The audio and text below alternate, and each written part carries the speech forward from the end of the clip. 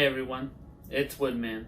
Today I'm actually going to be doing a series on what is love. And the first part I'm going to be doing is I'm going to talk about is how to be patient. What is patience? How can we improve on this great characteristic and trait that everyone desires to have but always comes up short? Well, I always think it's always a good idea to look at the definition of what we're talking about. So, the Webster's Dictionary talks about patience as, number one, bearing pains or trials calmly and or without complaint. Number two, not being hasty or impulsive. Being steadfast despite opposition, difficulty, or adversary. In our day and age especially, people are so short-tempered and just mean. People just want instant gratification. They do not want to be patient. But sometimes patience, kind of like my wife, she's like, I really wanted this item, but I was like, I'm just going to wait. I'm going to try to wait and try to see if I can get it on sale. And guess what? Every single time that she's patient, guess what? She always finds it on a cheaper price or at a different place, and that's where patience is just so beautiful. Because if you're like, all right, I don't need this right now. I can take my time. I can wait. Instead of like, I just gotta have it. I gotta have it. I gotta have it, and that's not a good characteristic to have. And so I'm going to be talking about 3 areas where we can develop our patience. The first one is interpersonal. The next one is hardship and daily difficulties. Interpersonal is having to deal with difficult people. We all have those people that just push us past our limits and we're like just about to freaking bring it down on them on the hammer. However, that's not appropriate. And a lot of times people don't actually recognize that they're actually making your life difficult and or making you just lose your patience. And a lot of people are just kind of just oblivious and unaware that they're actually making it difficult on you. And so one way to really work on this area is trying to look past the person's failures and recognize that we all have struggles.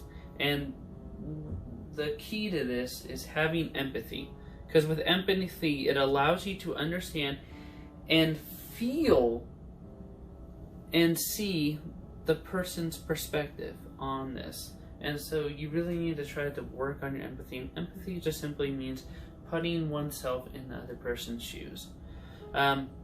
Next is hardship, and this is where you see a lot of people's patience just and hardship is just one way, is just saying like one major setback after another after another.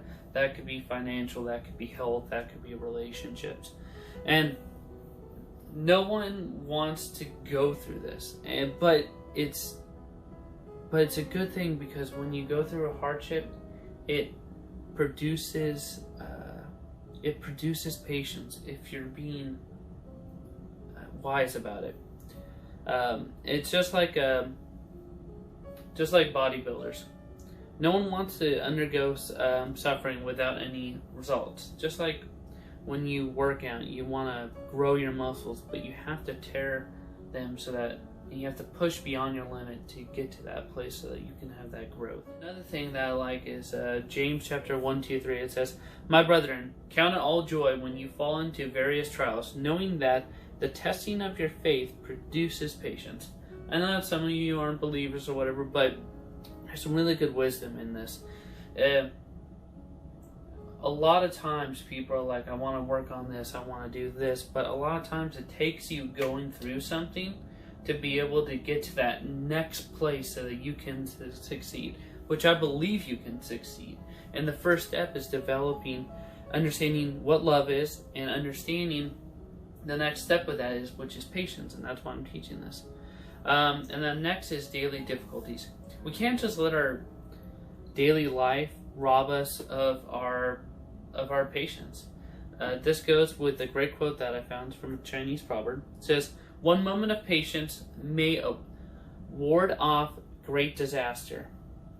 One moment of impatience may ruin your whole life. Whoever this dude was, he literally hit the nail on the coffin, because I know that you've had to see people who make the absolute worst decisions because they're like, I'm not going to have any patience because I'm manly, or this or that, or this is how I feel. And you can't allow you to lose your patience, because I've seen it ruin people's lives. Just because instead of the person standing up and walking away to get calmed down, they instead react.